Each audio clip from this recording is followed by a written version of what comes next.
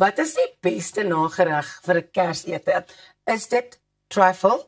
Highly contested there. I don't know everybody hates it. Malva pudding, melktert of dalk peppermint crisp tert. Wat dink julle?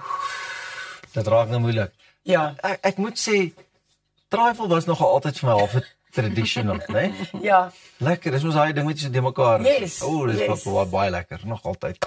Elsa? Ek gaan sê sjokolademousse of tiramisu of van daai wat jy genoem het, peppermint crisp tart. Dit is 'n gunsteling, ek moet vir jou sê. I make a mean peppermint crisp tart. Nou maar daar het jy That's my signature.